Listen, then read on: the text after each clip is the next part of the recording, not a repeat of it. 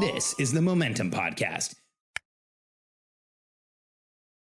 I was recently asked an interesting question by a friend of mine who reviewed the Billionaire Code. And if you have not seen the Billionaire Code, or you haven't seen me present it, you can go to billionairecode.com and check it out. The Billionaire Code, just to give you context, is the 9 levels that every entrepreneur's business and the entrepreneur go through in order to create a $100 million business. And, you know, I've been on that journey myself. I've gotten into the tens of millions several times.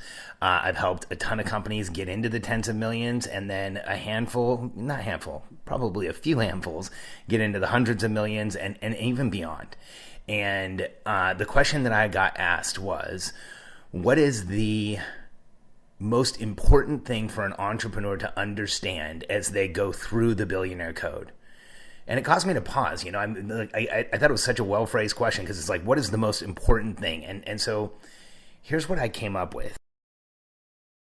I'm Alex Sharfin, and this is the Momentum Podcast, made for empire builders, game changers, trailblazers, shot takers, record breakers, world makers, and creators of all kinds. Those among us who can't turn it off and don't know why anyone would want to. We challenge complacency, destroy apathy, and we are obsessed with creating momentum so we can roll over bureaucracy and make our greatest contribution. Sure, we pay attention to their rules, but only so that we can bend them, break them, then rewrite them around our own will. We don't accept our destiny, we define it. We don't understand defeat because you only lose if you stop, and we don't know how. While the rest of the world strives for average and clings desperately to the status quo, we are the minority, the few, who are willing to hallucinate there could be a better future. And instead of just daydreaming of what could be, we endure the vulnerability and exposure it takes to make it real. We are the evolutionary hunters, clearly the most important people in the world,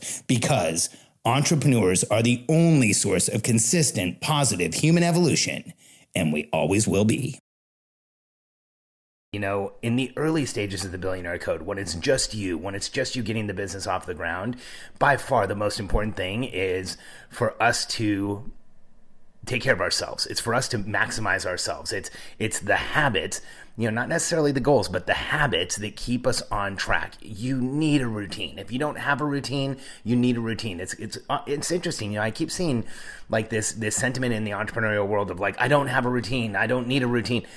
You know, at the end of the day, the people who say they don't have a routine have one. It's just not very good, and it's haphazard and it's random. And the early stages of the Billionaire Code, it's you know, having a routine, taking care of yourself, being able to set personal outcomes and achieve them, and you know, and those are the most important things in the early stages of business.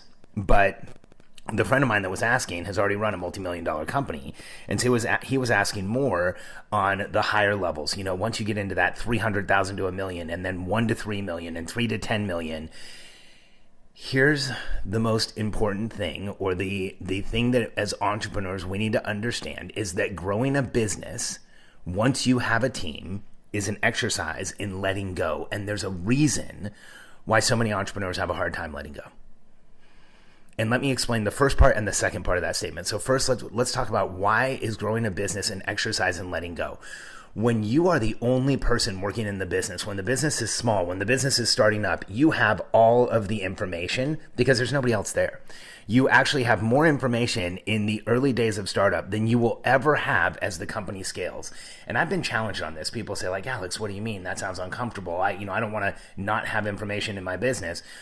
Well, that's just a fact that we all have to face. As we grow our business, we have to make increasingly difficult decisions with less and less information, because we can't possibly have all the information we had when the business was just starting up. And so when I say that the most important thing for us is an exercise in letting go, it's an exercise in letting go of being in charge of, first, it's an exercise of letting go of doing everything. And that's in those early stages, 300,000 to $1 million. You know, when we're first starting to delegate, when we're delegating time, when we're getting our time back by having other people do things for us, it's an exercise in letting go of doing things.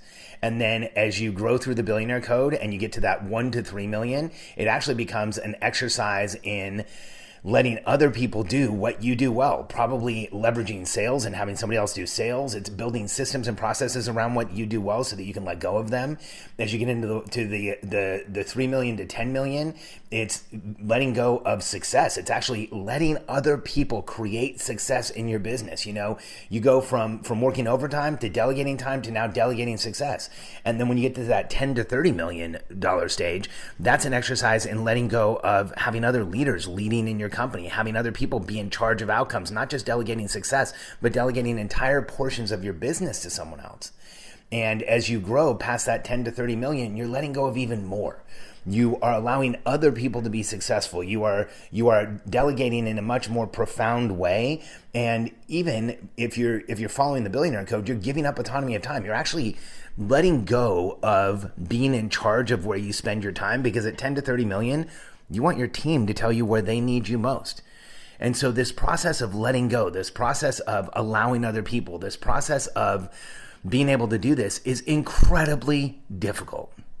And I'm telling you this first person, this is hard for me, even though I understand it at an intellectual level. I think all of us as entrepreneurs have difficulty in letting go. And here's the reason why you can't let go, and maybe the reason why your business is plateaued or not where you want it to be, or not growing where you want it to be, or maybe the reason why your team isn't taking the initiative you want them to, isn't like stepping up like you want them to.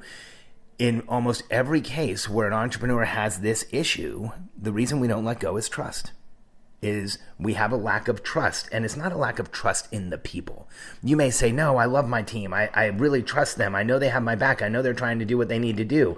But if you're having trouble letting go, if you're having trouble feeling confident in that letting go, oftentimes the reason that happens is because we don't really have a system in our business that we trust. We don't have processes in our business that we trust.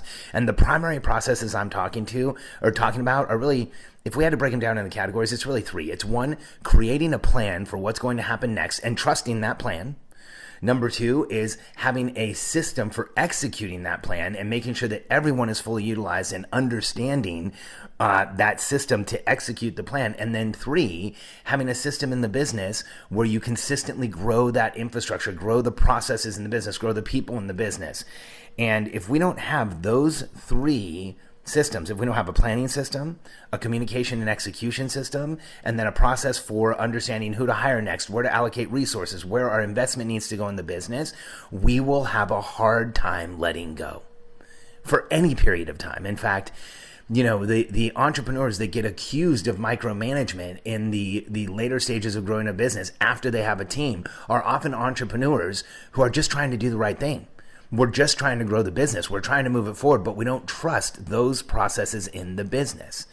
And if you're in a place where you know that you're in that place where you feel like you need to check on everything and look at everything and understand what everybody's doing and make sure that you've reviewed everything and make sure that you've had eyes on everything, and it's hard to let go and it's hard to let others and it's hard to get the full support of your team, then I want you to ask yourself, is this perhaps an issue? Is the lack of a clear planning system where you state what you're going to get done, your team is involved in that process, and then they can get out in front of you and you don't have to watch every single thing that they do? Or maybe it's the lack of a communication and execution process where once that plan's in place, there's no system, there's no structure through which everyone on your team is doing the right thing every day.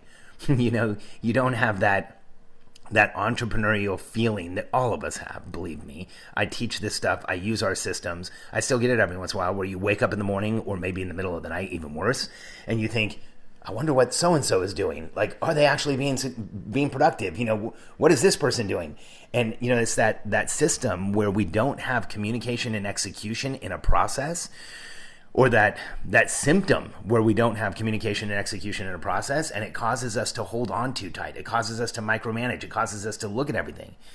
And then that third step, where we don't have processes and structure within the business so that we understand when we need a new person. We understand when we need more resources. We understand when there's software needed. We understand when there's a new promotion needed.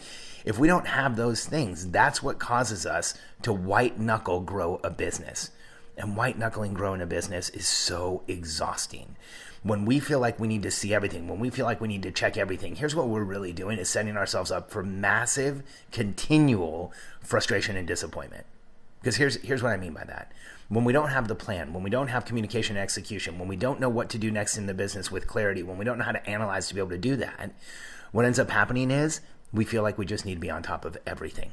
And that feeling of being on top of everything is exhausting. And then by disappointment, what I mean is when we feel like we have to be on top of everything, because we're entrepreneurs, because one of our strengths is seeing deficit, we see deficit in the world and we build around it, and that's how we solve problems. What happens is in a business, when we feel that deficit, we'll go out and start investigating and we'll find it. We will find problems. I always tell entrepreneurs, I always tell myself, your business is broken and if things go well, it always will be, because the only business that is perfect is closed. There's no problems with customers. There's no problems with team. There's no problems with product. It's perfect. It's closed. You don't want a perfect business. You want a business that's adaptable. You want a business that can grow with you, and your business will always be broken. And what happens is when we don't trust our plan and our communication system and our process for determining what to do next, we are constantly looking for what's wrong